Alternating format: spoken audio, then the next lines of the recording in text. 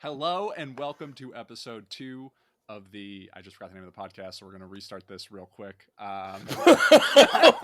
Leave it in. Leave it in, you coward. Leave it in. I worked really hard to name this thing.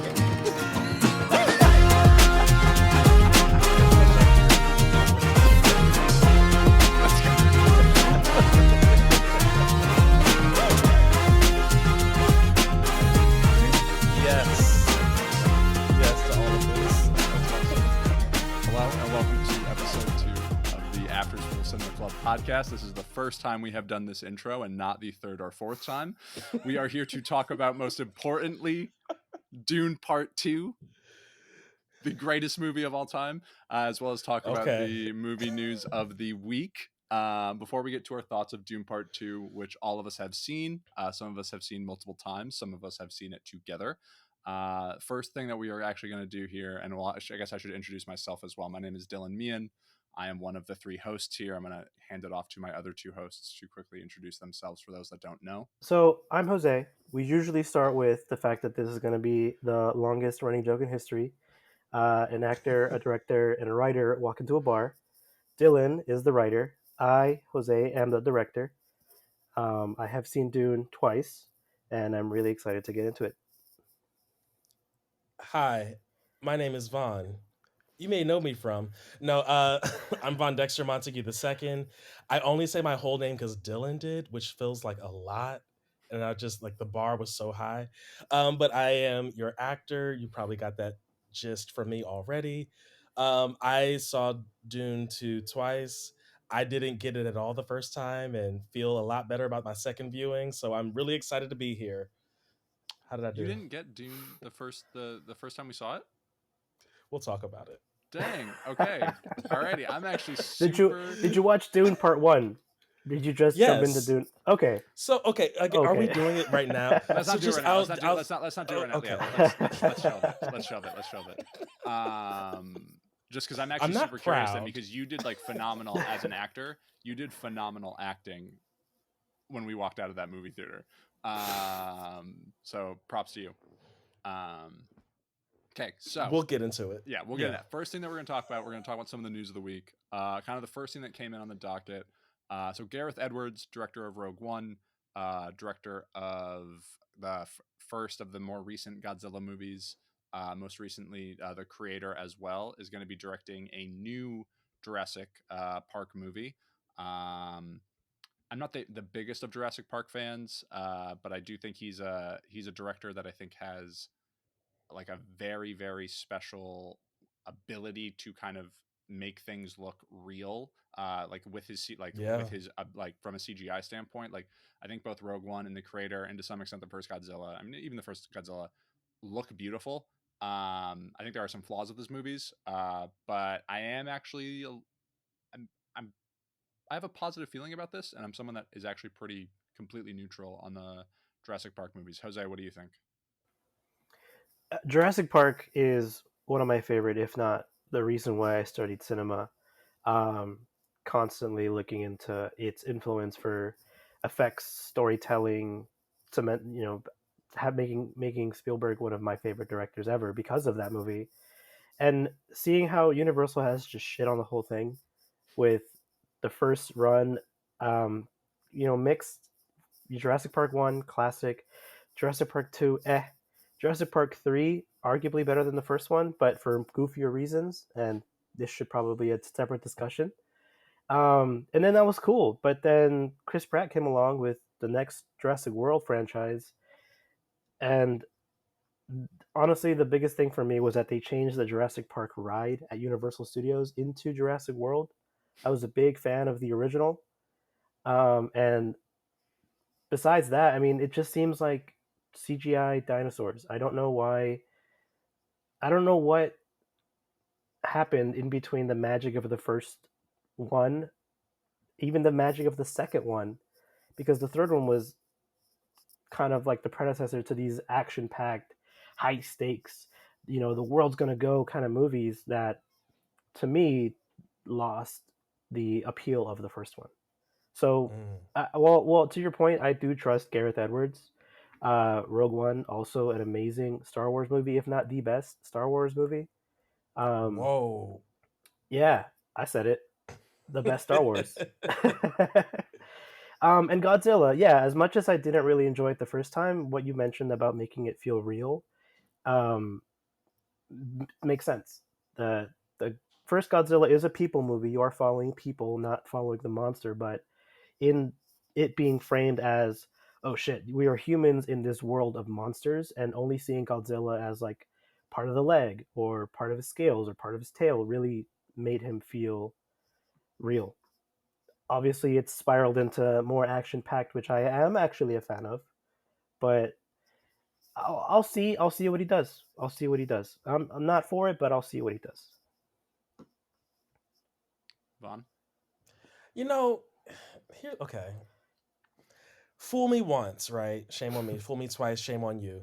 And this is to say, Fool me thrice. the just the world of Jurassic Park, no pun intended, I promise, is one that I'm like, this is silly. Y'all are silly. Like, how many times are we gonna continue to make parks with dinosaurs in it? And so just from like I'm gonna go in because like I'm curious and I like watching movies, but I'm already like my suspension of disbelief is already a little like off and more reserved or held back because I'm just not going to be ready to believe that people who have like this, how does this company still get to exist? Like, how are people not sued like to high heaven? So I'm like in in the world of the story, I'm very like, okay, sure, why not? But I loved Rogue One. And I think I just have this knee jerk reaction as like a general nerd of like there's a certain like hierarchy that needs to be protected and honored around like Star Wars franchise or just like franchises in general. But with as I think about it, I'm like, yeah, Rogue One is like a strong contender for like maybe the best one for me. I agree. I just didn't know. I was letting You thought you with were the alone in this? expectation. I don't, maybe I don't. Yes, maybe I don't know. I think that Rogue One. I think there's a when it came out. I think there were people that weren't necessarily as on board with it, and I think people just really wanted to like just poo poo Star Wars. Especially with a certain sect of the fan base that didn't love The Last Jedi, even though I love The Last Jedi. And Solo, which I think has its faults. It's not like a terrible movie. I just don't think it's like that good either. So I just think it gets lumped into this like Disney like sequel trilogy kind of fumble. And but the other thing too is what I will say is Rogue One was extensively reshot after the fact and not by Gareth Edwards. So Tony Gilroy, who wrote and directed Andor, he did a lot of the reshoots for Rogue One, Mm. which is why if you watch the first Rogue One trailer, like none of those scenes are in the movie. Hmm. And so it's one of those things of like, and he has kind of come back and pushed back on it, and he's been like, oh no, like I was involved in the reshoots. What else is he gonna say? It's not like he's gonna be like, yeah, I didn't do anything with the the reshoots of the movie. So I don't really know. So we'll see. It's like because Rogue One is wildly different than any of his other movies. So it makes me feel like I don't know how much more involved he is in that. Like the creator, it looks beautiful. It is one of the most beautiful movies I've ever seen. That's the nicest stuff that I can say about that movie, and I enjoyed it, but I'll never watch that movie again. But I don't know. Jurassic World, I think, has the benefit of like the characters are the least interesting thing, and there's a way that you can make it really interesting and exciting without having great So written characters. I have I have two asks for Universal. If you're watching, Universal's watching for sure. Absolutely. Make make it a horror movie, or make it in the perspective of the dinosaurs, like Planet of the Apes type thing. You know, if you give me a horror, I'm trapped inside this park with dinosaurs, like the kitchen velociraptor scene in the first one. If you give me Yeah. 90 plus minutes of that, I'm on board. Or if you make it a goofy kind of like dinosaur speaking with the subtitles, just because it's just making it What their a world. wonderful day! What a from the new Planet of the Apes trailer. Yeah, give me those. Give me one or the other, and I'm sold 100%.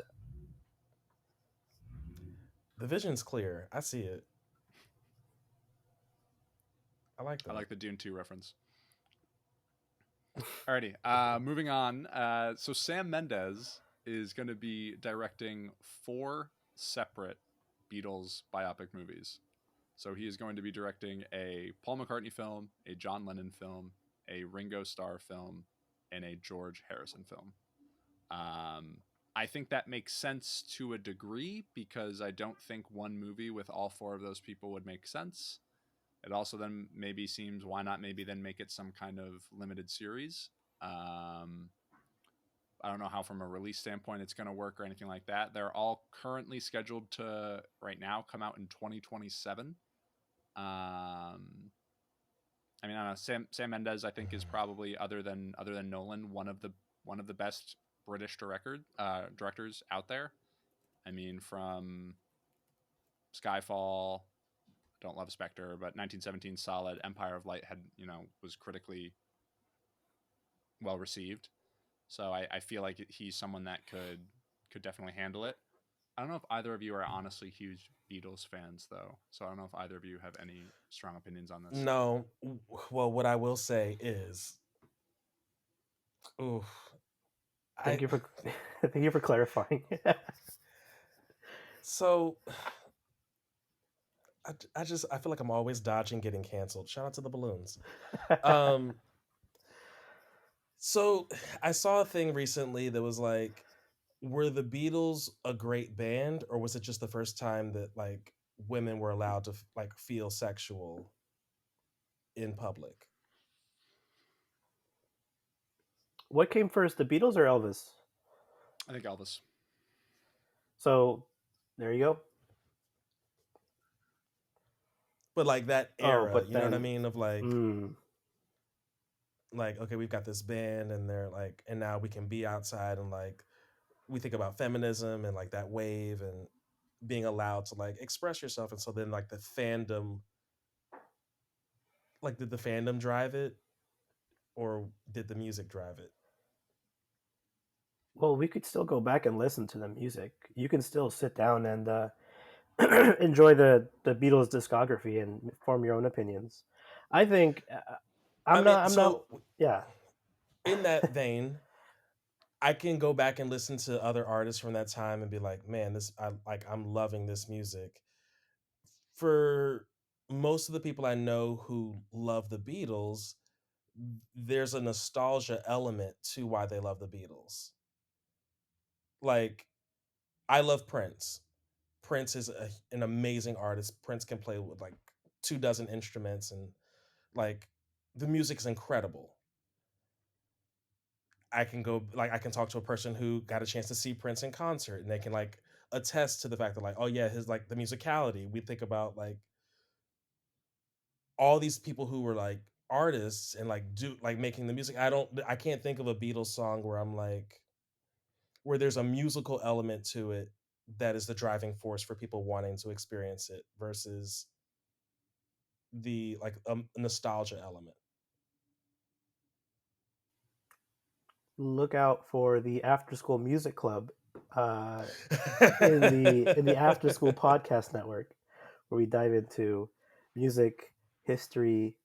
Um, I don't know, Dylan, being the Anglophile of the group, what do you you have thoughts? I could see you. I could see you thinking of a bunch of rebuttals. There's this is a and I'm not necessarily claiming that this is what Vaughn is saying, but something that I do notice as we are now 50, 60 years removed now from this music coming out is God damn. like people starting to like be like, were the Beatles good? And it's like, respectfully, and I don't mean this in a rude way, Vaughn, like how many Beatles albums have you listened to? And you can, maybe it's all going to like blow up right in my face. Like, could you even name an album that like you've listened to, or you just know songs? I know a couple songs. Yeah. Um, it's so like there's multiple different facets of the Beatles too, which I think is like, so a lot of people think of maybe the more like poppy songs, like your Yesterdays, Long and Winding Road, Ticket to Ride, and then like there's when the And like I don't know start, any of those. You don't know Yesterday, Yesterday? How's it go? All My Troubles Seem So Far Away. Nope. Now it looks as though they're here to say, "Oh, I Believe in Yesterday." Oh my God! Oh, they're like one of the most beautiful songs ever It's written. great. It's great. Cool. It's fantastic. Okay, I'll listen to it. I'm gonna bombard you with Beatles content after this. You don't have to do that.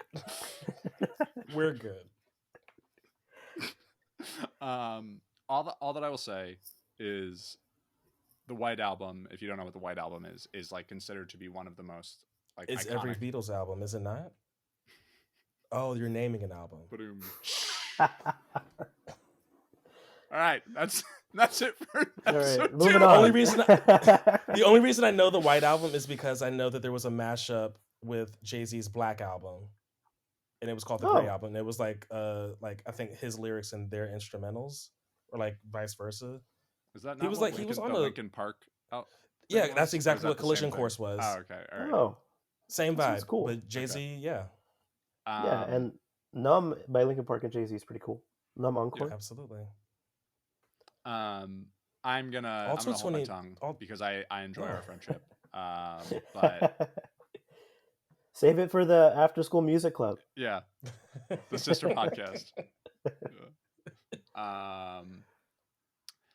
I feel bad for whoever these actors are going to be. That's my main thing. Whoever they are going to cast for these roles, I mean, that is like kind of when Alden Ehrenreich was cast as Han Solo. Like, I think that is such like a crazy level of expectation to be put on someone. And I can't really think of that many other times. It works with things like James Bond. They tried to, it feels like they kind of tried to have Shia LaBeouf potentially take over Indiana Jones-ish when like that movie came out. But like these are four of the most iconic musicians ever. And so that's the part that I honestly think is the most fascinating. I think in combination with being like, like you said, 50 years or 40 years ago, but also, wait, no more. What? Anyway, there'll be a certain level of hair and makeup that goes into it. Like, telling me Mr. Robot didn't look like Freddie Mercury, that was crazy. He really, they're when an actor does their thing. Remy Malek, the Middle Eastern erasure on this podcast that I will not stand for. I was gonna do it. I was waiting for my end, but good for you. I stand with you. I don't know. We're in the 21st century. We can do a lot of things with makeup and time and computers. Whoever gets cast to be these four, if anything, you should feel bad for whoever gets to play Yoko Ono, because people still hold a huge grudge against her for what she did to the Beatles. So whoever that is, I hope it's Awkwafina. That's what I was about to say. I was about to say that is the best casting.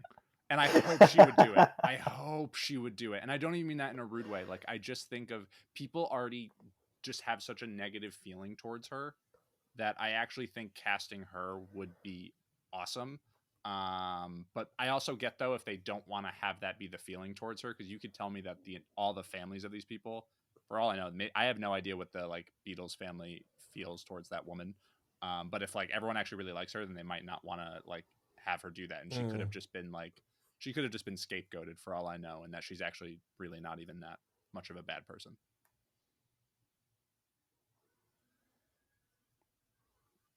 I'm hoping they shoot it all together, like just one big 4-movie epic that is shot continuously, and then they have like an Avengers style meetup for like the secret 5th movie, where it's just like 2 hours of concerts. The Beatles assemble. Absolutely. All right, and that's it for the Beatles. And then in terms of more, I'm trying not to say it. The thing that I was actually kind of really most bummed about in news that came out is that Mickey 17, Bong Joon-ho's follow-up to Parasite, has been pushed back to January 2025, starring Robert Pattinson. Looks to be another kind of sci-fi trippy movie, but pushed back to 2025. So that means that for 2025, Bong Joon-ho's movie's been pushed back. Quentin Tarantino's movie, because of the strikes, won't be here, as well as Jordan Peele's newest movie. So none are there, and we're going to be in 2024. All have been pushed back. So just kind of a bummer time for some of the best filmmakers that we have. I'm always a fan of, like, take your time. Don't rush this thing. Give it to me when it's ready, not when not when you said you were going to give it to me. You don't have to honor a deadline. I feel like we ride this wave of it's so over, we're so back, and we were so back, but then the writer's strike hit, and then it was so over because a lot of the movies that were going to make 2024, just ended up getting pushed back for good reasons, right? Pay your actors, pay your writers, stop using AI. But yeah, it'll be worth the wait for sure. We got through COVID, we got through the years after COVID, and arguably these past couple years have been one of the greatest years in cinema, in my opinion, since the that lull with COVID and a little while after. So I'm sure anything coming out sooner or later will be worth the wait. Yeah, 2023 was stacked. Yeah. And then lastly, for the news, before we talk about Dune 2, Lionsgate potentially looking into remaking American Psycho. Have both of you seen it? Neither of you have seen American Psycho? Jose, you've never seen American Psycho? Vaughn, you've never seen American Psycho? Oh, damn it. I was really busy for like the last lifetime, so no, I've not seen it yet. I'm sorry. It's on the list. There's a long list that I need to get to. The film backlog list, dating all the way back Yeah. to Yeah, I have a Citizen stack Kane. of DVDs where I have to rearrange every time we talk about a movie. Mentally, I left all the DVDs at home. I think it's and similarly there's stuff I know I need to see, and there's like I know like critically acclaimed films that are out there, and then for me a large part of my life I was not allowed to see certain content. Hmm. And then by the time I became of age and I could start to see some stuff, I decided to become an actor and fully immerse myself in the like learning my craft. So I was taking a lot of classes. Like I didn't have a TV for a couple of years in college. Like I was That's dope. dedicated to just being the best actor I could because I felt like I was falling behind at 19 or 20. It's like I need to catch up, whatever that means.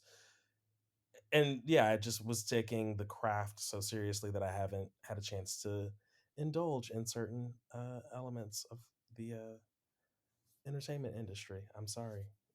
Then as the only person that has seen American Psycho on this podcast, I'm not against it.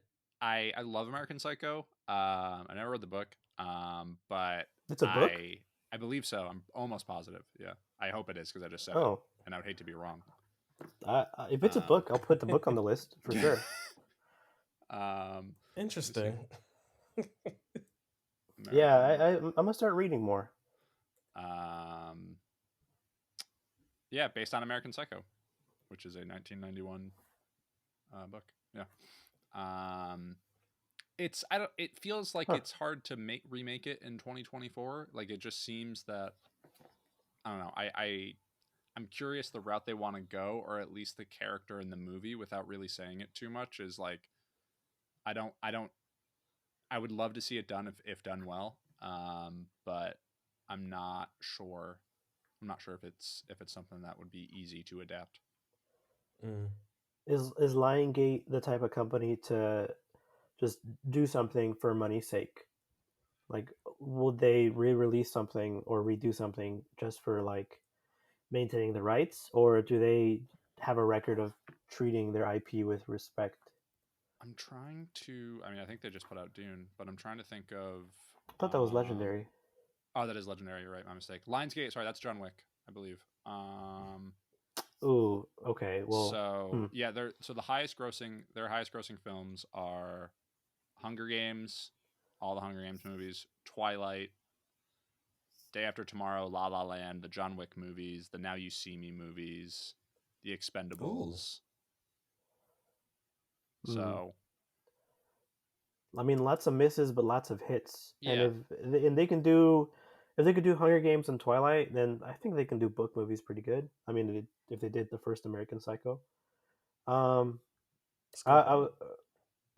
before you hopped on, Vaughn, talking to Dylan, that someone on Twitter mentioned that they would like to see Tom Holland in the American Psycho remake. How do you feel about seeing Spider-Man in a more mature role? So I never saw the Nathan Drake movie, Don't blame you. um, but from what I have seen of Tom Holland as an American, there's just a vocal quality to his voice that I can't remove Peter Parker from his performances.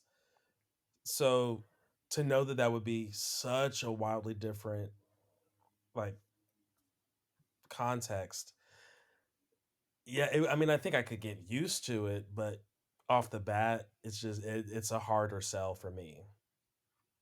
That's why I feel like it would be such a good thing, a positive thing for him, is to shake a lot of that boyish character that he has around him, his boyish aura, because of Spider-Man.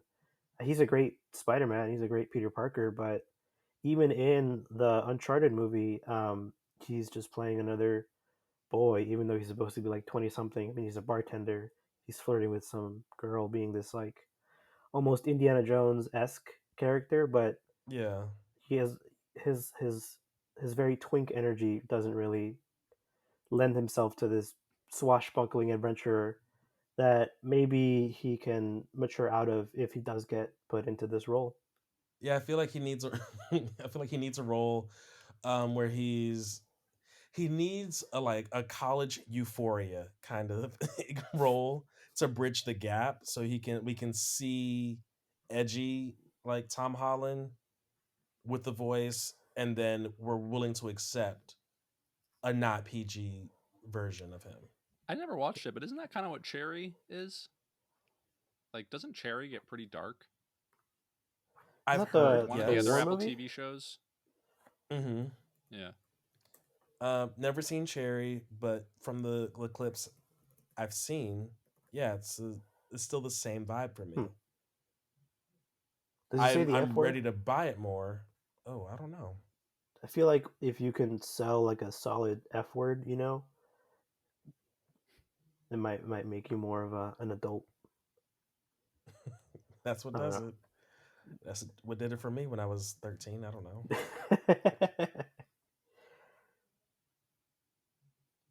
I mean, Cherry has a 37 on Rotten Tomatoes, so take Out that of as you 40, will. that's good. I've never seen it. Yeah. I'd be I'm not against it. I would be confused to see him in that role. But I Yeah. I actually feel like it's something that for like Austin Butler. Mm-hmm. Yes. He could do that tomorrow. Yeah. Mm-hmm. He'd Yeah. have to find somebody's voice to like capture Or to Tim do Jim, it. For honestly. like the rest of his life, or 6 to 8 months, because he Yeah. notoriously can't get out of voices. We'll talk about it. Speaking of, I guess we can now just talk about it now. So we're gonna jump right into the real Elvis. reason We'll why talk we're all here into today. Elvis with Austin Butler. Woo! I actually Another enjoyed movie that Vaughn and Elvis. I did see together. Yes. I You enjoyed Elvis? I enjoyed it. did. That's The too. last like 30 minutes when he's just performing as Elvis was really good. It's too long. It's too long, and it's got like it's what I just forgot the name of the director, but his like it has his style like all over it, and Baz Tom Hanks's Luhrmann, character, no? yeah, and Tom Hanks's character is all over the place. Mhm. But I think Austin Butler I as Elvis forgot was that really interesting. happened. Yeah, Tom Hanks's character is wild. Is wild. Yeah. Shout out to him. You know, secure the bag. I will never knock somebody securing the bag. Shout out to Nicolas Cage. And shout out to Dakota Johnson. So Dune Part 2. Vaughn and I Yes. had the pleasure of seeing it last Sunday at the IMAX fan premiere. It is currently sitting on 94 on Rotten Tomatoes, just under 200 million worldwide box office. Looking to comfortably be making money, looking to comfortably allow Dune Messiah, the third movie in the franchise, second book, most likely to be coming out. Who knows when that will happen? Denis Villeneuve has kind of said he's working on multiple things at the same time and does not want to rush it. Vaughn, you had said that you wanted to summarize the movie as someone that is not a book reader. Is that something you would still prefer to do? If not, You know, I can give it my best. And you want me to just summarize Dune 2? Like we'll make yes, the assumption that listeners yes. have heard Dune 1. This is, and All I right, guess so I'll just put boom. it real quick. We are going to be spoiling the movie. Yes, So big spoiler alert. this is big. This is huge spoiler alert territory. The non-spoilery review, all of us, we really all liked it. And that's the non-spoilery section. And now we're going to talk about the spoilery parts. And if you need a refresher, I got your back. Here we go. All right, so your boy Paul Atreides, right? Him and his mama have just been left in the desert. They're trying to figure it out. They're with the desert people, the Fremen, right? And he just disrespected old boy because he was like fighting him, but he didn't kill him. But then he did decide to kill him. And so we pick up right from that moment where they're like in the desert trying to bring old boy, I guess, back to the homies. And what they do is, and I'll go more broad strokes. 'Cause I'm going like scene by scene in this moment, but they basically recognize that okay, we're with these people now. We need to like secure our safety, and along the way, we get things like Paul's mama. What was her name? Lady Jessica. Jessica. Jessica. Lady Jessica. Let me not disrespect. Lady Jessica is like, listen, I got this baby I'm trying to take care of. I'm part of the Bene Gesserit. These are uh the like space psychic people, ladies, and she basically like is they take the prophecies and they basically capitalize on these prophecies. So she becomes the Reverend Mother of this planet and gets like some dope tattoos and gets really pushy. um Paul also starts feeling himself a little bit, you know, and he's at that age, if we're honest, where it's like, all right, I got a little bit of power. Like, I never had this experience personally, but I understand there's a moment Oh, where you were not raised every by a royal family to be the prophecy of a in desert some ways people? maybe, but what I mean to say is like I never had the moment of like sizing my father up of like, oh yeah, I'm like I can like, and that's kind of what it seems like you're feeling yourself, you're like getting into your grown man strength a little bit. And so your boy Paul is doing that a little bit. In the meantime, and we're jumping all across the galaxy universe. I don't know how big this Universe. world is, all across the universe. So the bald people, the Harkonnens, are they still upset. Um, Mr. Skarsgård, Daddy Skarsgård, is still healing from everything that went down in the last movie, and he got another nephew that's not Dave Bautista, that's Elvis, who's also now bald because these are the bald people, and we see that he's a psycho. I'm trying to think. Like, do you need plot points, or can I just jump to the end? Nope. However you feel. He's a psycho. He's a psycho. He gets tripped up by another one of the space psychic nun ladies, Leah Sado's character, and she's like, I'm just a space psychic lady. I don't know what's happening. And he's like, all right, bet. And the two of them, I guess, sire a child, and she decides the gender, maybe. I don't Yeah, so know. the Bene Gesserit have like total control over their body, so like they can Nerd. pick the sex of the baby. Yeah. Hey, her body, her choice. And I support that. I'm with that 100,000%.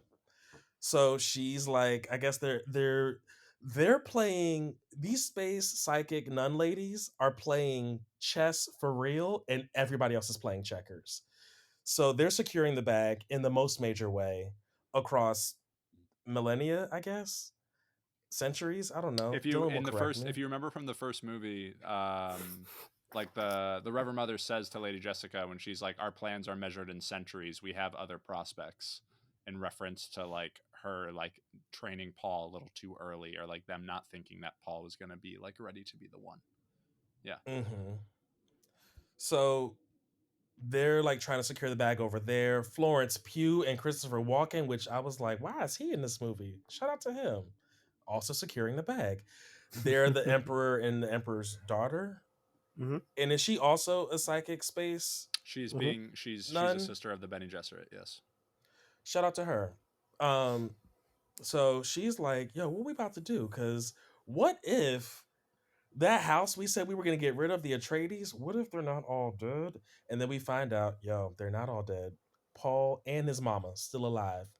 Which I feel like, shouldn't the space psychic nun ladies know if like when each other goes offline? Or is it like, is it the Wi-Fi not reach that far? Because they can Yeah, talk to each other psychically. is it like a force thing? Do they feel each other through the force? It's not like the Force thing, and they can talk to each other, but it seems to not be like across planets. If It's that short makes range. sense. It's like, yeah, Got you. it's Mm. Bluetooth. We're Bluetooth 3.0, Mm. Yeah, like yeah. very It's Because that limited. Neuralink. there's no computers in this world. There are none. So it's not Neuralink. Yeah. Copy. So they're like, oh, you know what? We gotta go.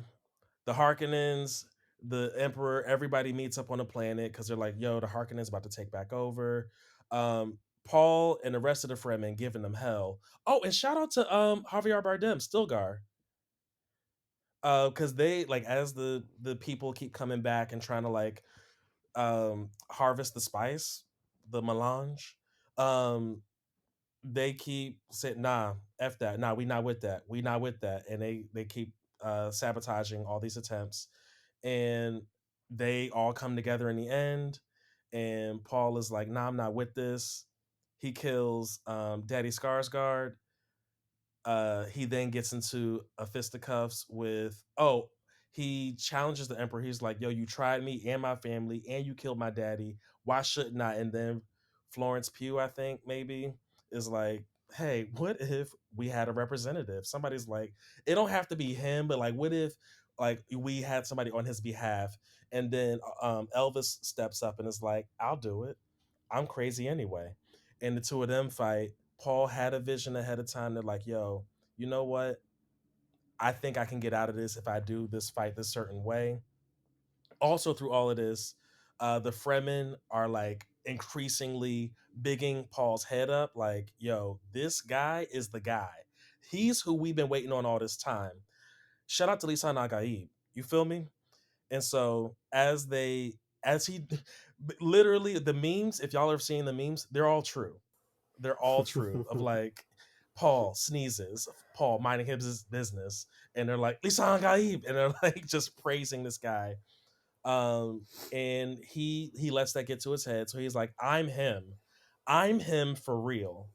And that's what causes him to kill Daddy Skarsgård, challenge the Emperor. He fights Elvis, kills Elvis, survives, and is like, and you know what? I'm gonna take the Emperor's daughter. I'll take her hand in marriage to make this better too. But this whole movie, we've been seeing him get lovey-dovey with Zendaya, and apparently that's like still happening, but on the fence.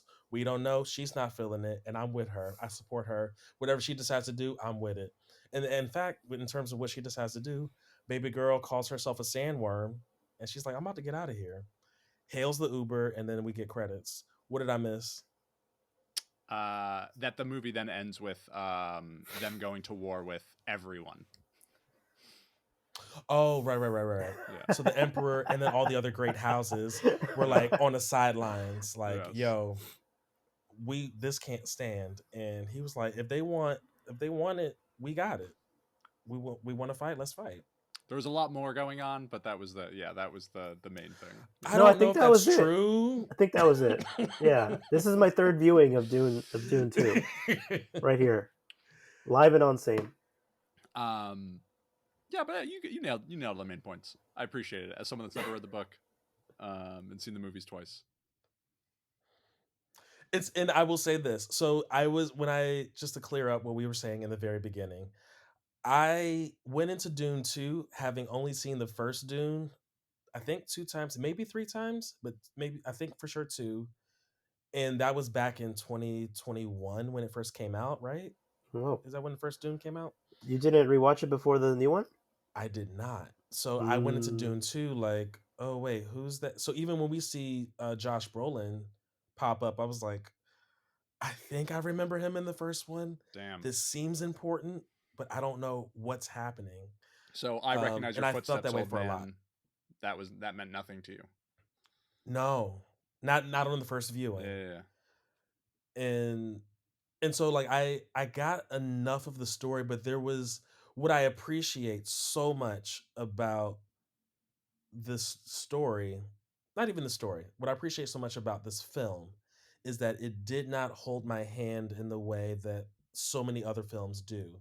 There was an expectation, there was homework, and you better had done the homework, aka watch the first movie and know what happened in that movie because we're picking up right from there. And that was something that left me a little lost because I did not do the homework the first time. But I can say having so that we saw it that Sunday, I was able to catch the Thursday night viewing or Thursday, midday viewing. And I watched so Thursday morning I rewatched the first Dune and went into the theater and was so blown away. Like so much more of it made sense. So everything else, like, kind of clicked into place.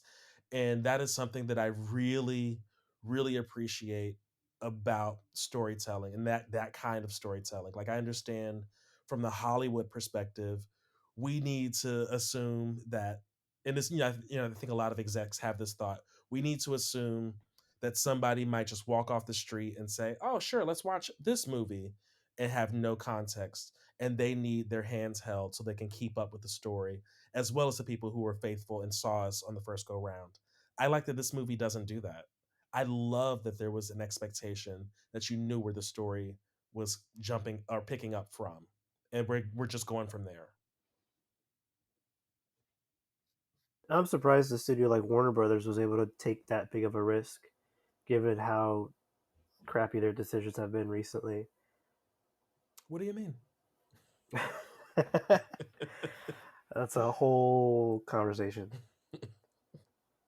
Yeah, as someone who did do their homework, having seen Dune 1 twice before watching Dune 2, yeah, it definitely added to the spectacle of what it was. Um, I think Vaughn really just captured a lot of my similar takes with it. Given that I have also not read the books, I am very interested in reading the books, but it sounds like a task in and of itself to read that tome. It's only Really? Not that 900 big a pages. Yeah, only 900 pages. Um, yeah, I mean, I can go into what I enjoyed and what I didn't enjoy. A lot of the cinematography was just breathtaking. Having seen it in IMAX, I think IMAX is the only way to see this movie. It was a oh, hot take. I I'll let you finish. I'm so sorry. I No, no, no, think no, I no. Go think ahead. Go ahead. I think Dolby. I think the sound is much more important for this film than Hmm. IMAX. What I did I saw it. appreciate for Dolby, Yeah. sorry to cut you off on, is No, that go. at least in front of my screening, and I'm guessing it's for all the screenings, is that they normally for Dolby they're like, this is regular, this is what Dolby looks like, and it's like generic for all of them. specifically for Dune, they were showing what the scenes looked like without Dolby and with Dolby, and like Denis was talking over it. I've seen it in both. I saw it in Dolby and saw it in IMAX. I preferred IMAX. However, the sound, especially with like the thumpers and the voice, in particular, was on like another level in Dolby. Yeah, I've yet to have an experience in Dolby, but I feel like if it's as life changing as watching something in IMAX, when it fully takes advantage of the IMAX screen, um, if it's anything like that, I'm super on board. I'll see if I can catch a Dolby screening again. Um, but just even talking to Hema after the fact and breaking down shot for shot, like how great the IMAX really supports a lot of the spectacle of it. Like that one scene when he's finally accepted that he is the guy and is walking through the field of people. Not the first one where he's starting, but the second one where he's in the middle and everybody else is just around him, right? Um, the worms out of the sandstorm, these worms just show up, and already knowing how big these things are, and only seeing them be that much bigger, you know. Um, Freaking Paul's sandworm being the biggest ever worm. Um, yeah, the and we can get into cinematography and likes after the fact, but initial thoughts. Uh, Speechless, breathtaking. No notes, some notes, but nothing major. Few notes. Yeah, like two or three. As the book reader on the podcast, Nerd. I was get I was I was debating whether or not I was gonna call you a nerd as you were starting, and I was like, no, I'll let him go. And thank you, Jose, for doing it. thank you. As the book reader on the podcast, I also absolutely loved it. It isn't the most faithful adaptation compared to the first one, which I have no problems with, because the changes that were made, A, all made sense for the most part, and B, like they were fully well executed as well. So I had no problems with that. There are a few scenes in this movie that, since I read the book, I have been waiting to see. The first one was the Cavalry of Worms. That is in the book one of the coolest things of like through the storm, and it literally is described as a cavalry of worms comes through the storm. And so to see that in the theater was just like everything I could have wanted and more. Um, and the thing I kind of want to highlight as well is how unique everything in this movie looks compared to any other sci-fi thing I've ever seen. Like the mines that they use to blow up the spice harvesters. Never seen mines in any kind of movie. Like basically they're like the doors. the magnet the magnet Yeah, they're mines. like magnet doors Yeah, that the just like floating snap onto doors. things. Yeah. Um, the way that they've like the sieges, it's like obviously it's very a lot of it is like dipped in Middle Eastern culture, but like it's I've never seen it in any kind of blockbuster like that. Everything on the Harkonnen planet, like they have a black sun, so since they have a black sun, everything is inverted, and they show like the Bene Gesserit in their black robes, and then it turns to white once they get outside, and like the fireworks being just like these like ink blots, and the little like the like BDSM, like Harlequin devils helping, like My least fade favorite in part by the. far. Really? Because they look like sleep paralysis demons. I get you. I Mm. get Like you. my demon doesn't have the headdress, but those were his cousins for sure, Yeah, and I was I uncomfortable. get you. But I think that's the Everything, point, you know. everything on Getty Prime, which is the Harkonnen planet, the bald people planet, um, was so unbelievably cool. And if you're a huge Denis Villeneuve fan, so like he shot a couple scenes in Sicario in infrared. And so it feels like a lot like it in hindsight now, it really does feel like so like he had learned so many things from some of the other movies that he's done, from Arrival, from Blade Runner, even Sicario, that like allowed this kind of movie to happen in a way. It's everything that I could have wanted. I am so happy that this book was adapted in the way that in which it was adapted. Um, that being said, I like the first one more. No Whoa. I like the way. first one more. And that isn't in the Because it's sense faithful. of no, it's not even because it's faithful, which it is more faithful. The first one filled me with more of a sense of wonder.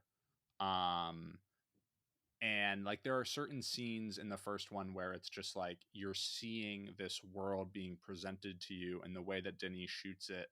And there will be like, you'll see a ship and it's just like in space and it's really small. And then by the time it lands on the planet, it's like massive and the largest thing you've ever seen in your entire life.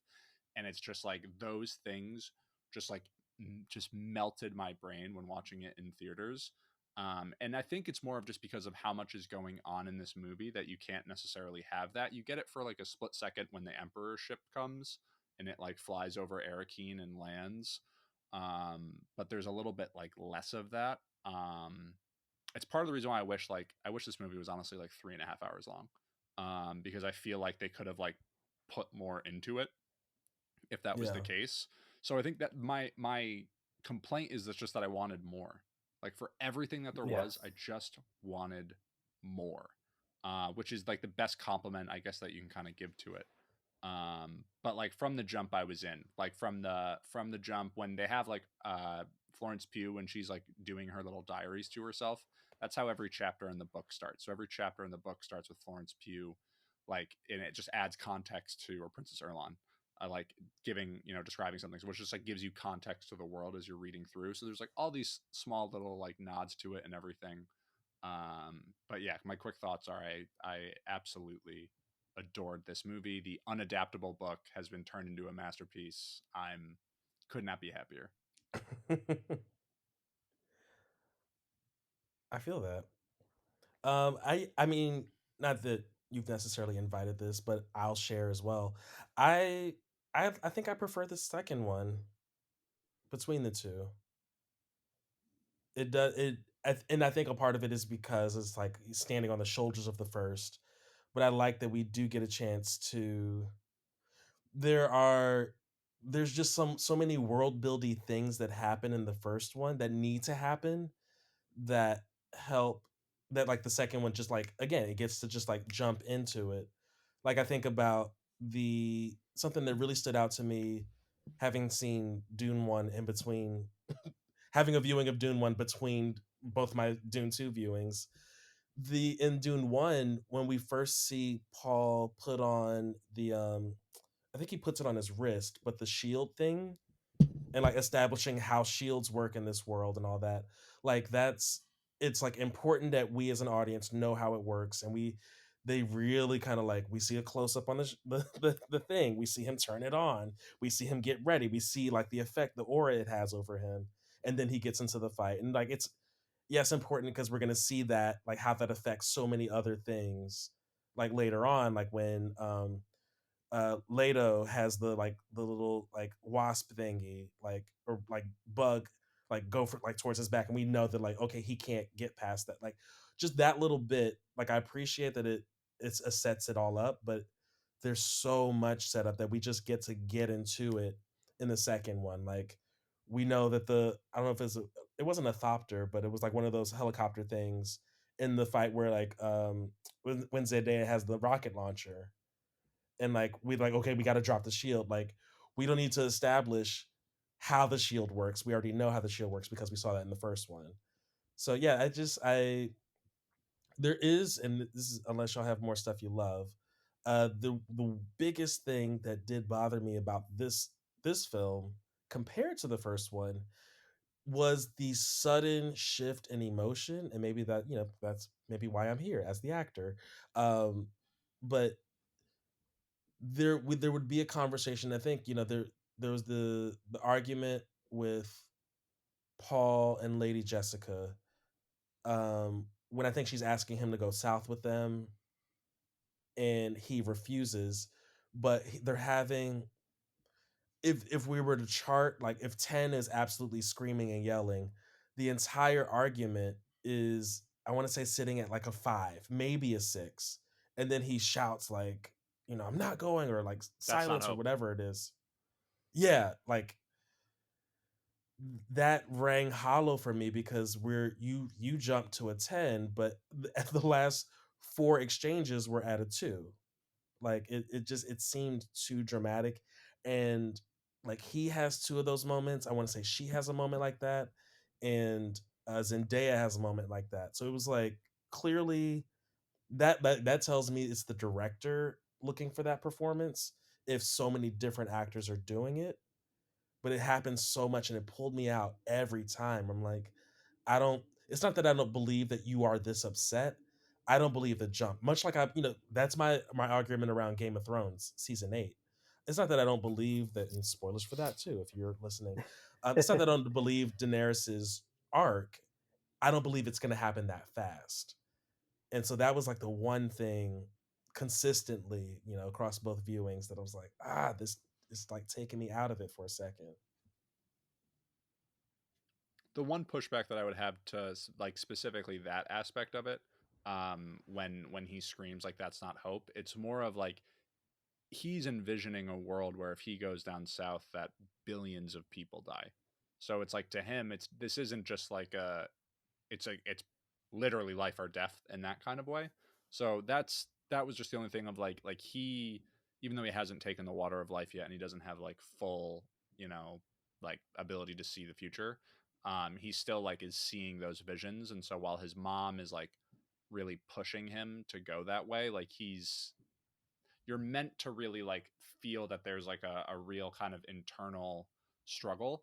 Part of the Sure. reason too is that the book is like so much inner monologue, which makes it a little bit tricky. And it's not like you're just gonna, like, you can't have like voiceovers for the whole thing. That's what they tried to do with the 1984 Dune movie, and it's not that good. Sorry, David Lynch. But it's because he's so watching. that yes, I'm sure. As a faithful listener, David Lynch, we Yes. apologize. I don't know. I hate to be the tiebreaker, but I'm honestly somewhere in between. The first one was good for its own right. Well, there is a lot of world building, a lot of that like emotion, personal emotion comes from like I don't know, seeing a lot of that world develop on its own. I was honestly scared of watching it again before Dune 2 because my first experience was just so great. Um, I saw it fucking piss drunk. Uh, but I sat down and as He soon as almost like watched it on his 12 mini, and I had to talk him out of watching it on his 12 mini and to go to a theater. What? Yeah, yeah, yeah. I was like, I'll get around to it. It's not like that big a deal. I'll I just like watch it on my lectured him. phone. No. Sit so down. Let me tell you this. so then I get to the theater and the bartender just starts shooting the shit. He gets me super fucking wasted. And I'm sitting through and I'm like, man, this movie kind of blows, like it drags. And then something clicked like a couple minutes in, and I'm like, this is the best movie ever. And the entire time I've been like, this was a masterpiece. I love this movie. And I've always had that emotion with me after the fact. Years later, refused to keep watching it. Eventually, I had to get my partner to watch it so she can understand what Dune 2 was about. And so we sit down. We did watch it on a TV. Sorry, Dylan. But it was like a pretty decent home theater setup, like a 4K 85-inch TV with a sound bar. Defend it. So Defend it. There you go. Yeah. it was a pretty decent viewing.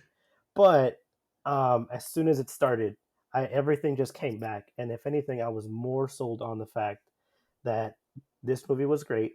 I can't wait for the second one. The second one comes and it delivers. It hits all of my expectations. It just rolls with everything that was previously established. I know what's going on.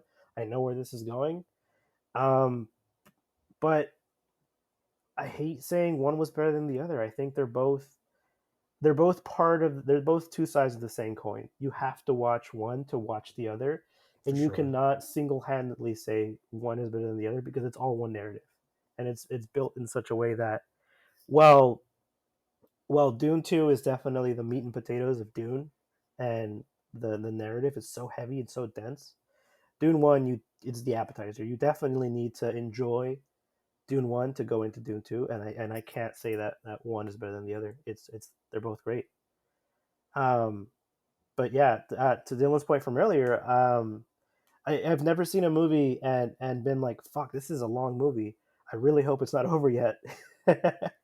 By the time we flash to Getty Prime, I'm like, damn, we've been sitting here for a minute, and now we're on a completely separate planet with a completely separate narrative. I hope we have enough time to fully flesh this out because eventually these two worlds are going to meet. And when they do eventually meet, we're still together for another couple of minutes that to me feels an eternity because everything that was so painstakingly set up is delivering finally. And while I do feel that a bit of the climax was rushed, ultimately a lot of the emotions and setups and things that lead to make the third act of a movie deliver. Um, I don't know. No, I definitely feel like they put like they definitely there was like a brick on the gas pedal in like the last like 15 minutes of the movie. Was that It only really 15 minutes? I From the mean maybe minute they even all more. like Maybe from storm the like the war castle or council whatever. scene. Like maybe just like from the moment where he like declares himself as the Lisan al Gaib and like says like back when this planet had a Fremen name, Dune. Like maybe just like from the moment of like that scene all the way through. So maybe you can even say like the last 30 minutes. It felt like really, really quick. For me, like it felt like there should have been a little bit more of that turn. Now, part of the thing is to give you spoilers for the 1964 movie, or sorry, book Dune. Can I spoil the book for you real quick, or no? Do for Is me this not to not say the end of the something? book? This no, it is in the this is in the book and but it's just not in the movie. If that makes sense. If you want me to say that. So wait, so hold on. Before you spoil it, Dune Part One, Part Two is one book, right? That's what Yes. I. Okay, Yes. cool. Then yeah, go for it. Okay. So in the book, there's a 2 year time Does jump. Vaughn consent to the the spoil?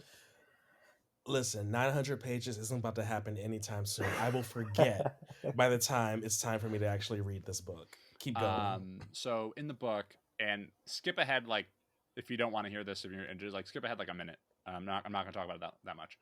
There's a 2 year time jump in the book. Paul and Shawnee have a kid, and then in that scene in the movie where they attack Siege Tabler, that kid dies. That doesn't happen in the movie, and it's part of the reason why he like is even more pushed to like turn is like that is a huge aspect of it, and so like they kind of had to like work around that a little bit, and I understand why. And also the sister Aaliyah, she's born and she's a fully talking like human, and so she's like 2 years old with like fucking communicate like a like a 30-year old. Um, so like understandably they didn't do those two things, especially because I don't think the kid aspect would have worked.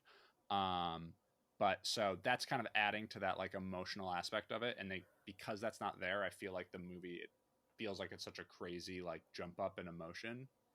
Um, yeah, that's kind of the only like that's one of my main critiques. Is it just like okay, all of a sudden now he's like going down south and he's going to drink the water of life and he's like fully taking on this like role when like 30 seconds ago he was like I can't do this. Yeah. I would I would say that I don't really remember if Paul understood the gravity of the Well of Souls in that location because we see their fallen brethren get milked for his water and then poured into the big well, and the mom is like, "There's billions of souls here," and there was a shot. It was a very quick shot, but after they're like hitting it, you see the well get destroyed, and I don't remember if Paul was a part of that conversation or if Paul understands the gravity of it all. Because to me, seeing just that quick shot of a couple rocks destroying the well, I was already invested. I was like, oh damn, they came for their holy place. That's like that's grounds for war. So I understand the shift in and like damn, now I have to go do this thing because of that. But I'm not sure if Paul got to do that. Yeah, I mean, I think, and I I would still think imagine he he understands it. did. You can go on. Yeah. No, I was gonna say I think he for sure did because he mentions I forget in which film and exactly when, but he did mention like wanting to just be among them and just like and know their ways and like just kind of be one of the people. So I don't see a world where, is as curious as he is and as like hungry as he is for knowledge, I don't see a world where he does not is not aware of the significance of that holy place. So then I would say if he is aware of the significance because he's been so invested, if anything, that would leave him more motivation to join up, right? To Dylan's point from not understanding the emotion, right? Yeah. Yeah, and I think, if I think something like that, to your point, can be solved with just another 3 minutes, not even another two scenes of them seeing the holy place in rubble, and Hmm. like we get to see the Fremen like mourn that loss, and that gets to be a part of the charge of like Don't Paul needing to. don't they have that? Isn't there a scene where they're walking through and a bunch of like the Fremen are supporting the wounded and the dead? There's like a You're absolutely right. there's Yeah, like a mom crying and a baby's got blood. you're right. You're right. Yeah. I think because for me, because that happened like sort of indoors as well, that didn't read as much Hmm. versus like I think the some of the um film vocabulary, if you will, that we can use is like this building, this structure has been destroyed, and these people outside are these people mourning outside of a structure, or like kind of trying to recover on the outside of a structure, like they've lost their covering, they've lost their protection in a way. Could have helped. They were far away. They couldn't really get there. Sandworms are long as hell, dude. That I takes like saw. a you can call an Uber, but it gets here in like 15 minutes. Like you call it, And you right. put the thumper, and then you gotta wait. You're like, oh, where is he? Oh, he's around the corner. Oh, okay. Is it gonna fit all of us? Like, I don't know how much. How many are we? Oh, do we need to call another one? Like, okay, let's set up another The thumper over sand cloud's there. kind of small, so we probably need to call two. Yeah, I get Yeah, yeah, Traffic's light, on Easter Arrakis right now. yeah. it. But also, what's a worm gonna do? Because they had a spaceship. Like a worm doesn't breach like a whale. Although I would love to see that a big old worm just. They might be like legitimately too long to do it. And Dylan, do not say anything if this does eventually happen. But I'm with you. I wanted it to be like maybe a high placed dune, and I see a full sandworm just like arc in the sky, eat a Hmm. ship, go back in. Like Dylan, say nothing. I'm not. That's what kind of what the cavalry of worms is, though. Yeah, Like but it in doesn't. They like don't take out But a they're ship. they're grounded the whole time. I want to see them leap out of the the well, we sand. don't we don't we don't see it, but they're coming out of the storm. You know what I mean? Like they Oh are, yeah, Hmm. and yeah. in They the are in the books. air. So in the books, they do way more damage than like what like in the movie. It's just like they're just kind of like blitzing through and they're just kind of like It's pushing sand implied. around. Yeah. Yeah. But it's like in No, in the in the movie or sorry in the books, it's like that's way more destructive. That's all. I I think there was a shot right after they breach where you do see a lot of that destruction because that's where I was looking because you're so engulfed in like the big wide of the spaceship being up here and then the city being here and then like a bunch of ships. I was looking at the ships because I saw the worms coming and I was like, there's no way that they're actually going to show this. Is probably going to be something, some CGI trickery, but you can see one of the worms destroy the ship, and then the other ship goes into another one, and then that ship blows up, and then Yeah. the rubble goes forward, and I think you actually cut to the ground when a lot of those rocks and debris start to fall onto the people. Um, so That's there's a bunch of beforehand, but damage. yeah, Oh, it's beforehand. Oh, yeah. Just that, I that's the think only the that's the worm. only little aspect. The little like they like the Yeah, nukes cause the storm, and then like the like which like brings all like the rock and rubble down, and then like from that, then that's when like the worms like come out of that. Um, but yeah, it's like it's the Mhm. coolest scene in the book, and it's like everything I could have asked for in the movie aspect. Like I really did, it was a 99 out of 100, like that aspect of it. Yeah. Wow. but yeah, I would also like to see a spaceship just like whoop, you know swallowed. Yep. I'm talking hundreds of feet in the air, safely thinking maybe there's a line like, they're not going to get us up here. And then the worm just, poof. What did But y'all think of of a talking fetus? stranger things have happened. I don't know.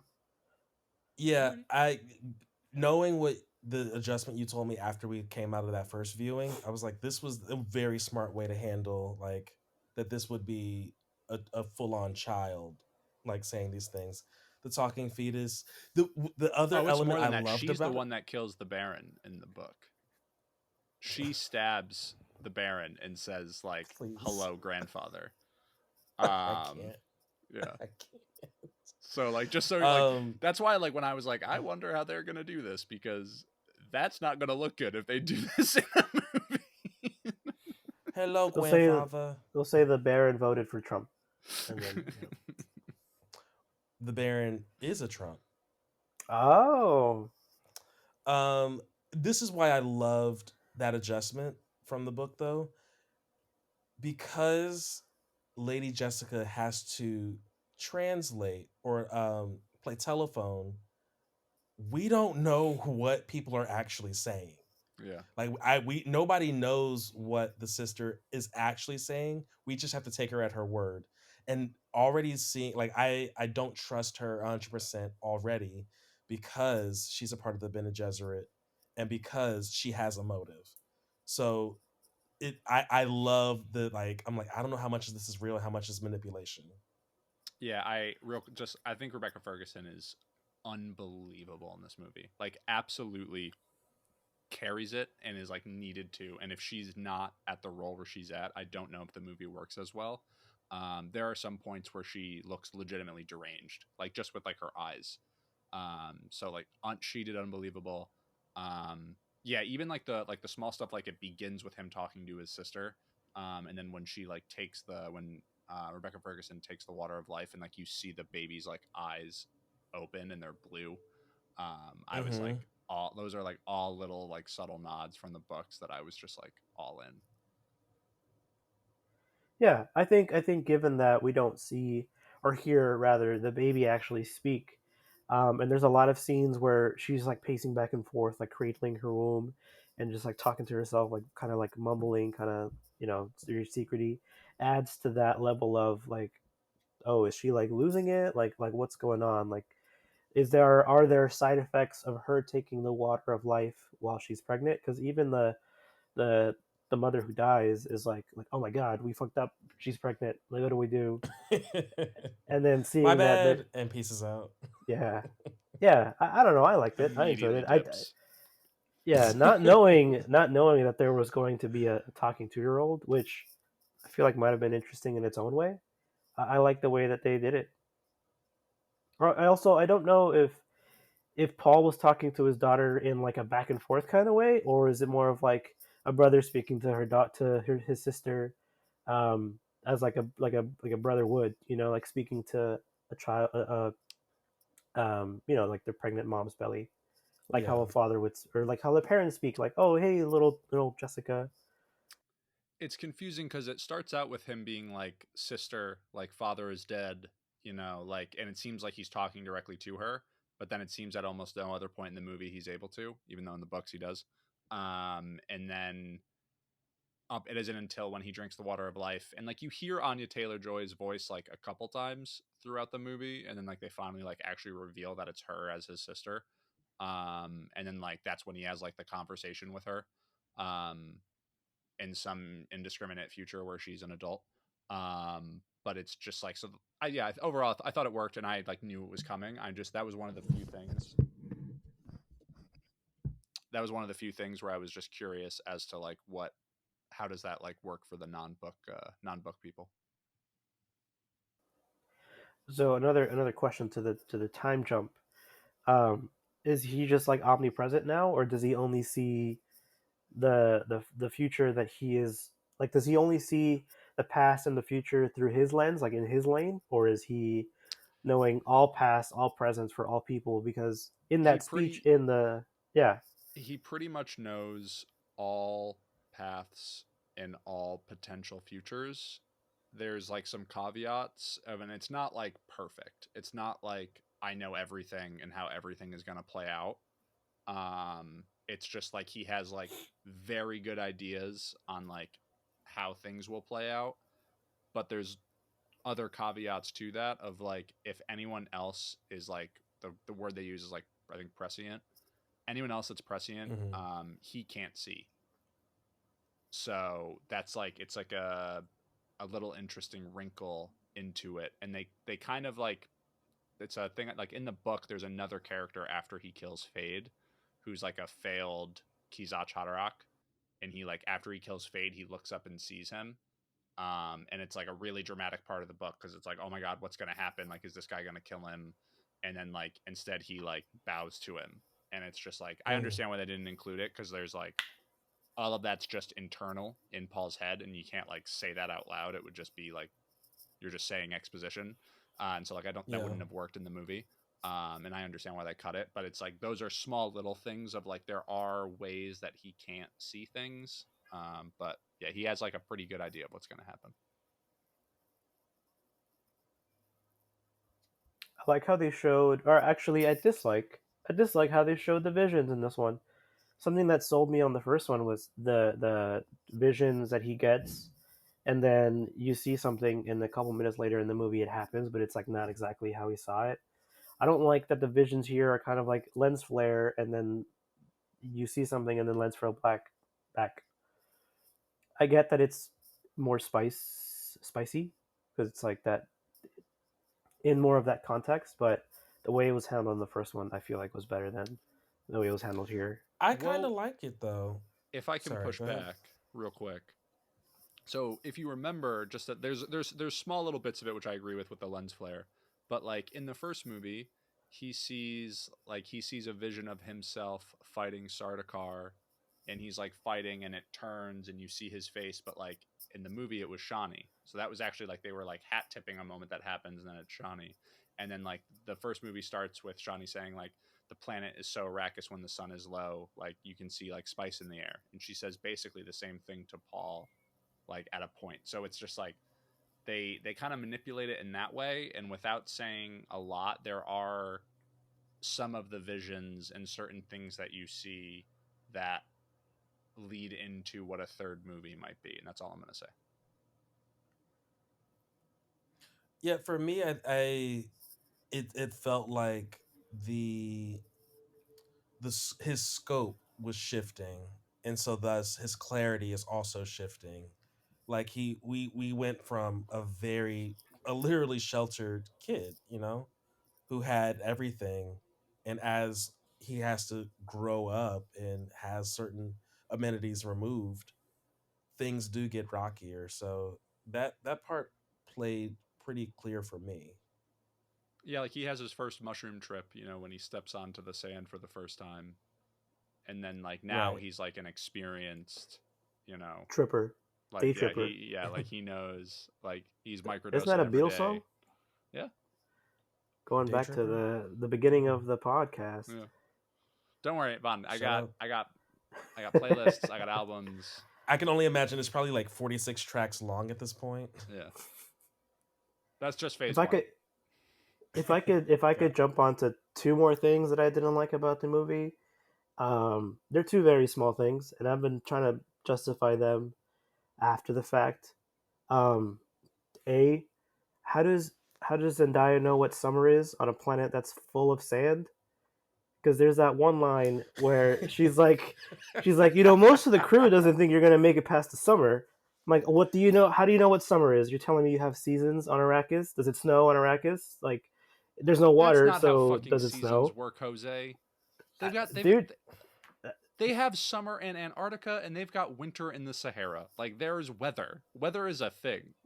weather is a thing. So it rains, it snows. There's That's wind. not that's not how seasons necessarily There's work. temperatures. There's different temperatures. You're There could be telling me different No, there's temperatures. specific. There could be so different here's the temperatures.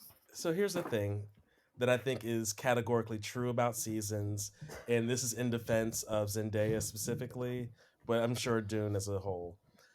Seasons speak to the time the sun is spent in the sky, not the weather. So Okay. that's why we have equinoxes. Like Mhm. that's when there's equal sun, and we have what is it? Equinoxes and solstices. And solstice. So Yeah, when the yeah, yeah. sun is in the sky for the longest, when it's in the sky for the shortest. Summer is just the period of time on Dune when it's hot and they can't be outside that long. Is my How does LA suggestion. Fitness fall into the equinoxes? Shut the fuck up. Shout out to I, st- Solstice. I still stand by it. She should. I didn't like that she said summer. What's the second It's complaint? summer. It's What's summer. I don't know. I don't what's know. the second complaint that I can viciously defend? Yeah, come on, um, nerd. the second one, and it's very small too. But this was the part of the point. This was one of the parts where I wanted to just like be like boo. Was when he's uh having the dream from the good juice. He's like comatose, and Zendaya's like, oh, I don't want to revive him, and his mom's like, do it, and she cries, and then basically what I'm trying to get to is she says the desert spring tears are going to revive you, and it wasn't like that much previously where we found out that her name in the language is desert spring.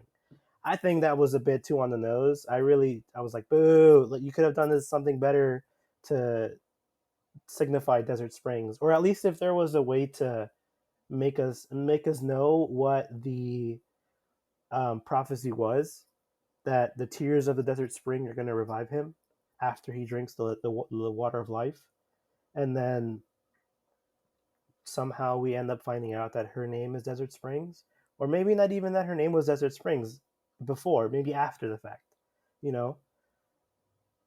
I feel like if they had But done it before, it would have been too like, well, that's gonna happen later. Like I think that would have been too much. Like you're just waiting for it to happen. And then I also my only thing is like if you do it on like that's how you get into like the spoilers for Dark Knight Rises if you haven't watched that movie. That's how Oh you god, get wait, into wait, the no, I like. haven't, I haven't, I haven't, I haven't, I haven't. It's how you get into the like. You should go by your real name, Robin. Like it can kind of get into which like is that which is also territory. like a boo, Yeah. So that's the thing. I didn't have a problem with that personally. And in the books, Shawnee's much more like she's not a Fatican. She believes in Paul like 100%. She's not skeptical at all. She's very different in the books, which I'm okay with the change. I think it makes sense. It's a more modern take on the character.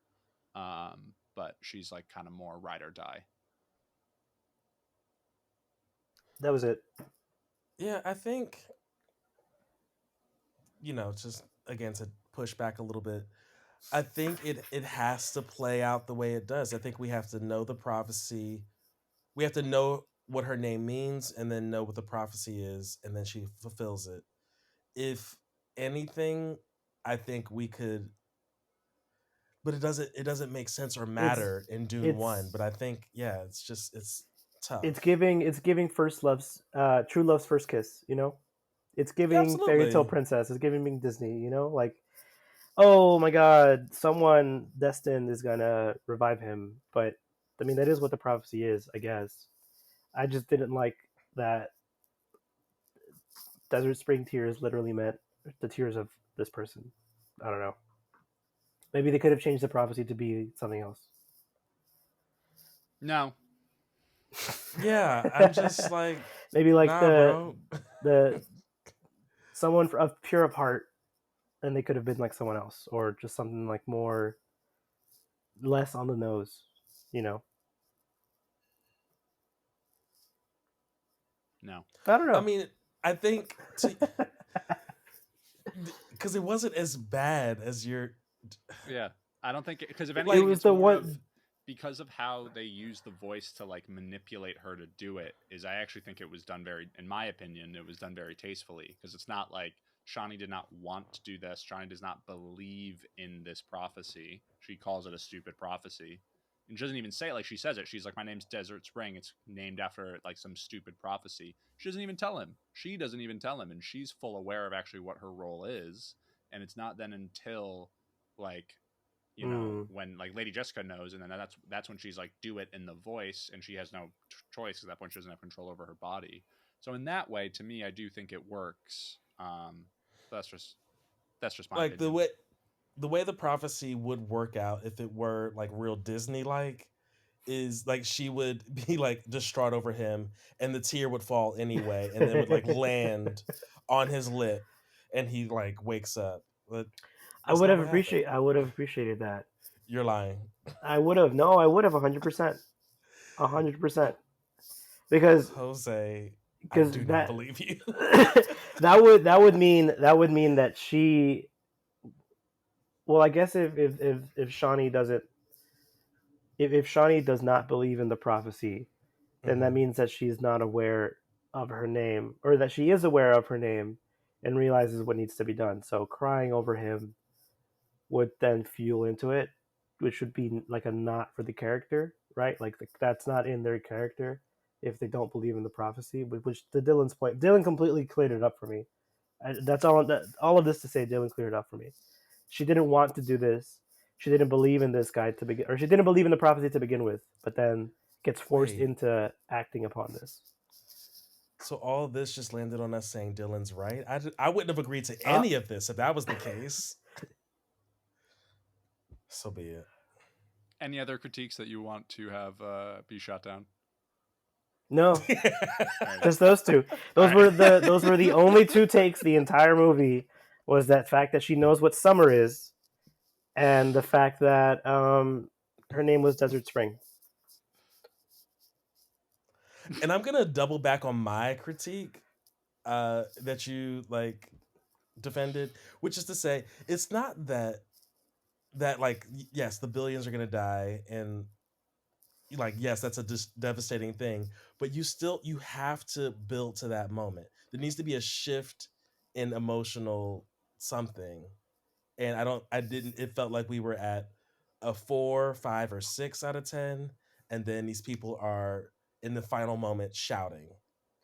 Does this happen before or after we see Zendaya get cooked by a nuclear bomb? Yes, Yes, what, before or after? It's before. I think it's before. It's before. Pretty sure. Okay, that so then shouting moment thing I'm describing. Several characters do it before and after that moment. Do they? Because Paul does it a couple times, Lady Jessica does it, and Zendaya does it. I know Zendaya does it. That was something that my partner didn't like as well. Was that there was a lot of in the scene where she's crying over him, she kind of leans over and was like, "Hey, this is kind of dramatic, don't you think?" And we're like, "Yeah." And there are scenes, to your point, Vaughn, where it does get dramatic, but going back to the yelling, where the conversation's like a back and forth, and all of a sudden he's yelling. I think I don't remember if Dylan's saying that the nuke happened after, then to your point, Vaughn, I don't see why he would be yelling if he doesn't have that much to lose. White boys yell at their mom. Can you confirm that, Mr. White Boy? I yelled at my mom one time. My dad put me up against the wall in a chokehold. Never did it again. Good. He got in more trouble than I did. Whoa. Yeah. Never did it That's again, how though. you do it. Never did it again, though. Yeah. 14-year-old me. Yeah. Wow. Yeah. I think the yelling Sorry, was Dad, justified. if you're watching this, I'm sorry that I just spilt that on there. I think that the yelling was justified, though. As much as white people yell at their I parents. I too think it was justified, but I understand that it is a jump. It is definitely a jump. It's my only thing. Because it isn't part of that conversation as well that his sister is like butting in on the argument. Yeah, Like it starts off as it starts off as like him talking to his mom, and then his sister gets involved, and so I guess it could be overwhelming to argue with two women. He's getting picked on, and he's getting ganged up on. Yeah. You know? And I don't actually need this, but I needed a scene or a moment where he points at the belly and he's like, and you shut up. Just to really like differentiate. I did to an extent appreciate that there's a little bit more. There was a little bit more comedy in the movie because the first movie there really was not that much other than like the when he spits and like gives the gift of his body's moisture when Javier Bardem's character does it, and then like uh Duncan Idaho has to step in and is like, "Oh, thank you for giving your body's moisture." Jason Momoa says that, and like they all like spit Yeah. too. That's like kind of the only real like funny scene. Versus like in this one where like the theater was just anything Stilgard was saying, like especially the like he's being so humble because he truly is the Lisan al Gaib, and like everyone was cracking up. So I did appreciate that there was like a little bit more. Like to But me, what's it the like through line towed the there? line. What do you mean? Stilgar. Oh yeah. On Javier Bardem is so good, and the only thing was never really talks about it. I was shocked at Timothy Chalamet's like powerful acting in that War Council scene. I did not think that he had that in him to like, and especially doing it in he's doing it in a foreign language. Like he's not, you know what I mean? Like he's doing it in a fake language. Yeah. Like this, like he's Fake. not like it's like there's aspects of Arabic in it, but it's not like he's not speaking Arabic. Like it's a totally made up language, and he's able to like convey that message. And I was like really surprised in that. That's not easy at all, and especially for him as like a twink. Like it's not like you don't expect that from him to like have that in him. So it was just like that was crazy. It's unbelievable. It's going back to the Dolby of it all. Like if the sound in that echoey chamber didn't resonate his voice so everybody could hear him, I don't think he would have performed that. I'm assuming they built that for real, right? Or at least had some soundstage to reverberate his speaking. It seems like a lot of the sets were real. Like they're showing like photos are starting to like come out of it, which I really appreciated. And that's like the other thing too. And I guess more so we're talking about like the implications of this movie, I guess is like the last thing we wanted to talk about. This movie cost $190 million, which is a lot. Cheap. It's objectively a lot of money, but in terms of blockbusters, that's cheap. That's cheap. That's cheap. And I think it's a testament to a couple things. That includes marketing and everything. No. So they, I think the marketing they said was around 100 million, and that might be on the. I was reading a Hollywood Reporter thing that they said the movie had to make 500 to break even, but like I don't know how true that is. Seems like it shouldn't have cost that much, but I've heard that the marketing for movies is usually about like half to almost a full cost of the movie. I don't know how true that is. Don't know anything about that side of the business. How much of that money went into the buckets? All actually, that was like the vast majority was just the designing of the buckets. Yeah. The R&D for the popcorn bucket. Yeah.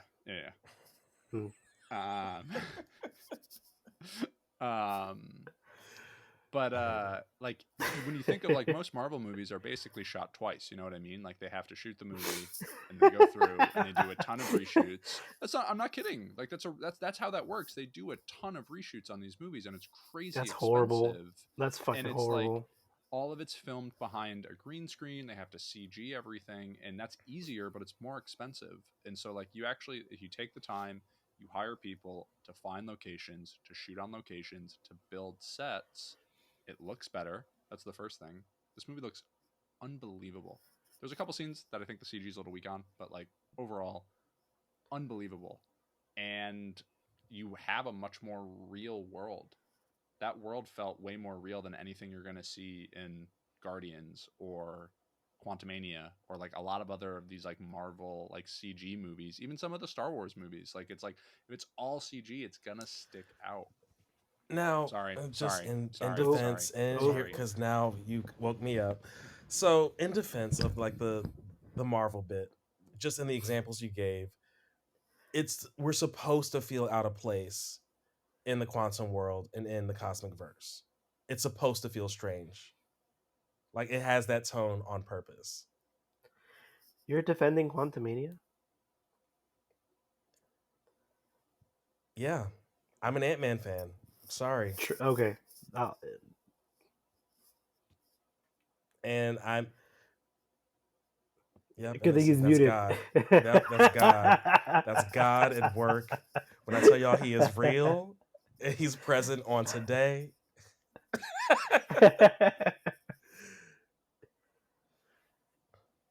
You're Looks right. like You a are an game. Ant-Man fan. You are an Ant-Man fan. I'll give you that. But And by that I mean the character Ant-Man, yes, not yes, yes, yes, necessarily the films. yes. Can you all hear Although the me? But No, you films are still can. fine. Yeah, you can hear me. I don't think my mic. I think it's now switched to my AirPods. So hold on. we're not cutting Love this, this. by the No, way. it's fine. We don't have to. We can't. It says I can't switch my mic back. Which Oh, you muted again. Like, is this not perfect though?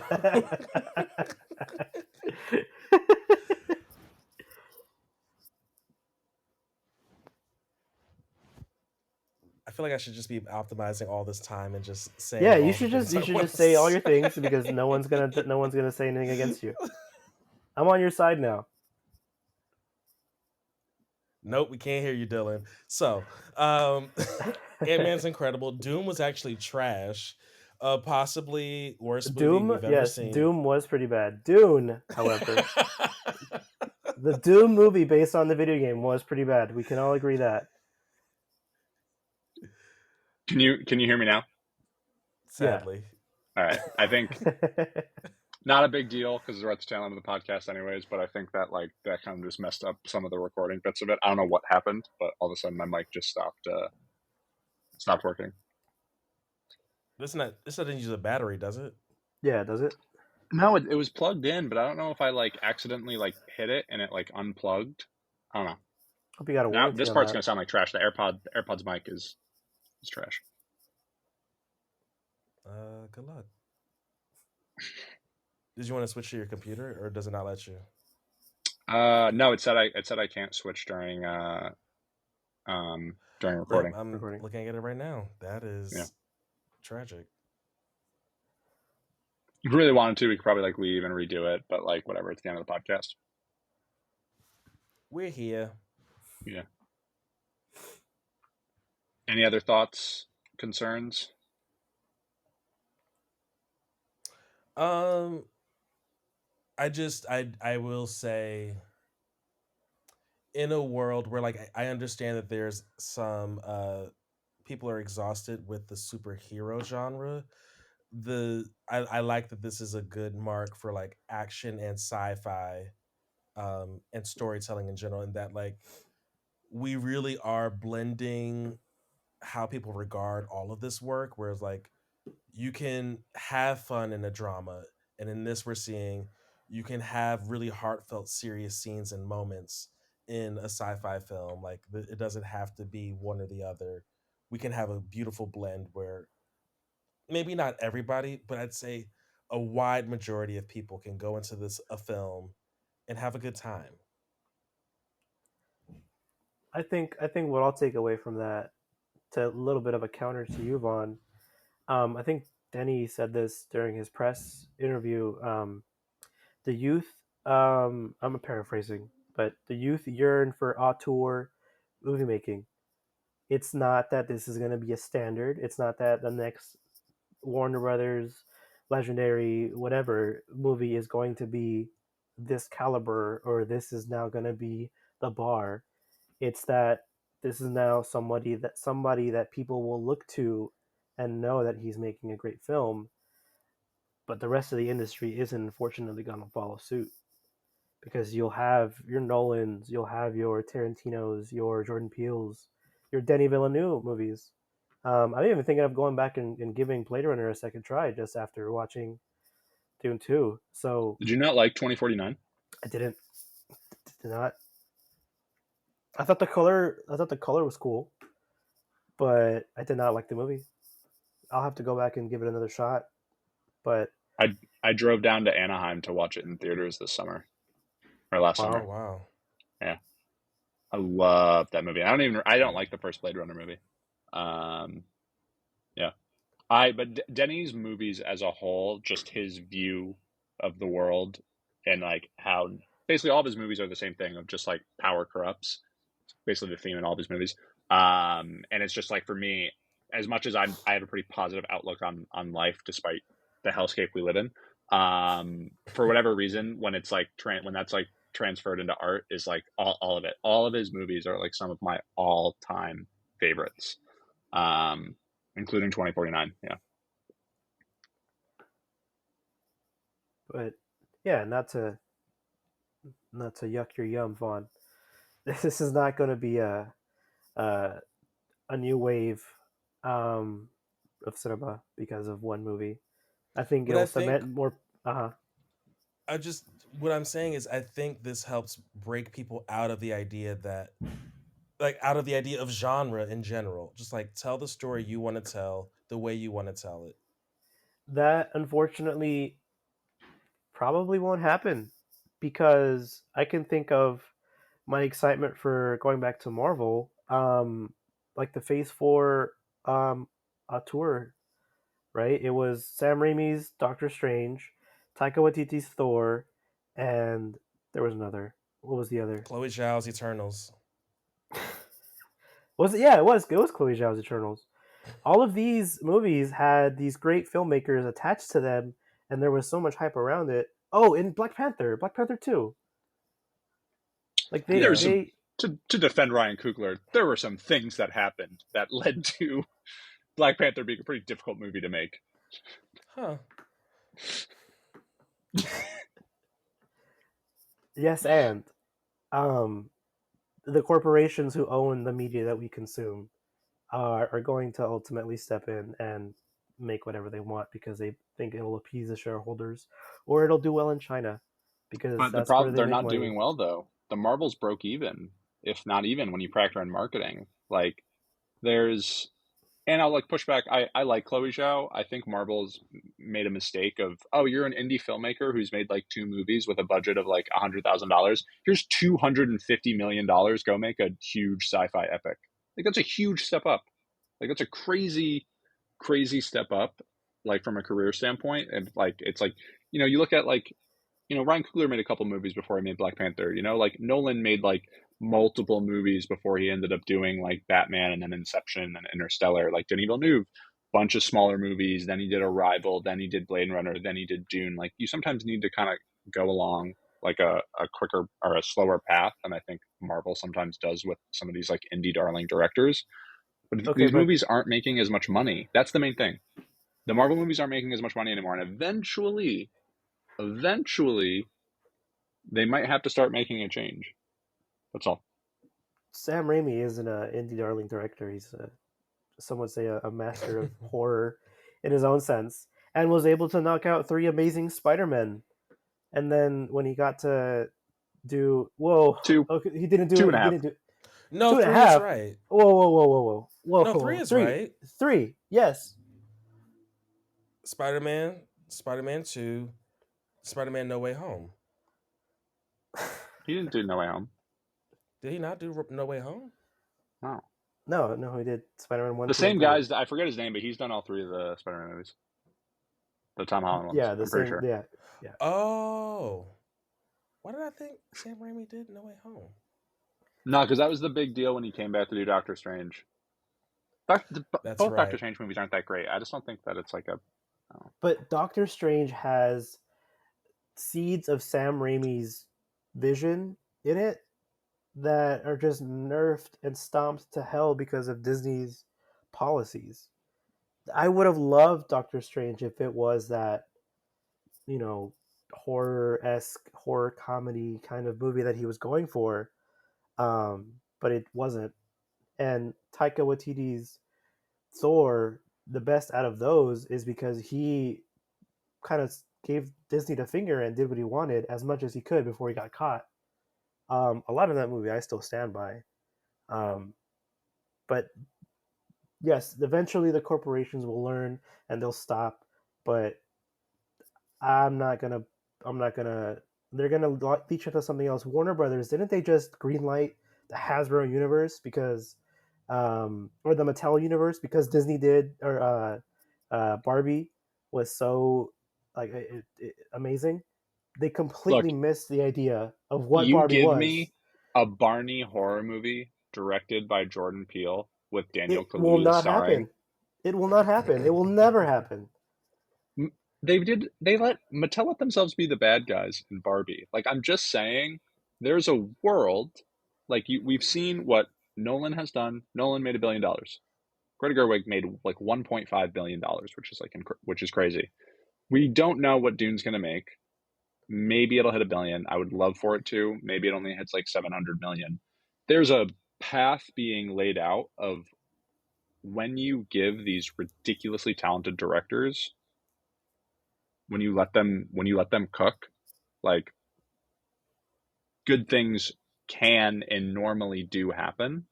So that's just like, I think the Marvel thing is like totally separate. I think there's a lot going on there, from COVID, from like everything around with Jonathan Majors, from like the multiverse stuff, like just not really working. And like, I don't think it's worked as well as like they were expecting. And there's just like a lot going on there. And I just think it's really hard to live up to the Infinity Saga and the amount of actors that they lost as well, and like trying to build new stars and trying to build new stories. Like it's that's also difficult. Yeah. I would love to Doctor Strange myself into that world where the corporations give the auteurs carte blanche when it comes to making movies. Well, it's called Dune and Dune Part Two. Okay. He was, so for those I who don't know, agree. this No, man, I agree. this I man agree. I agree. became he became a filmmaker to adapt this movie. There are sketches. He storyboarded the movie when he was 13, and if you look at that storyboard, it's the movie. You see scenes. Like, it's really cool, man. Like, you see little bits of like pieces of some of the other movies. Like, this is like, he's said, I made this movie for an audience of one person, and that audience is me. Like, he has said that about these movies. Like, he loves the book. So like, there are these, like, I know not everyone's going to have that moment in like Hollywood and everything, and he's very lucky, but like, these things can happen. That's all. That's my point. I'm saying, and my point is that he's the exception to the norm. And Mm. my Hard context to for all disagree of, with that. I'm agreeing with Yep. you. I'm agreeing with you. Dylan agreed he's wrong, and the pod.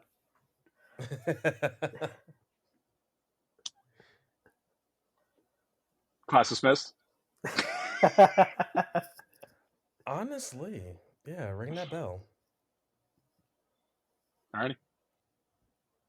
All right, so that's going to wrap up this Dune Part 2 pod. Thank you very much for listening. We're going to throw all of our social handles in the show notes. Please, please, please like and subscribe. Tell a friend, tell another one, tell a third if you want. Share it on your socials if you want. And I hand Jose and Vaughn, either of you had anything to shout out first before we close it? Just a peek around the corner. Oscars are coming up, and we'll have a lot to say. So, if you have not already, please check out all these nominated films because we're going to talk about a lot of it. You know, the 5 degrees of Kevin Bacon works because math. So if you tell a friend and that friend tells 10 friends and then those 10 friends tell 10 more friends, we'll have the world at our fingertips. So thank you so much for listening. Thank you so much for watching. We'll catch you in the next one. Peace. Class dismissed.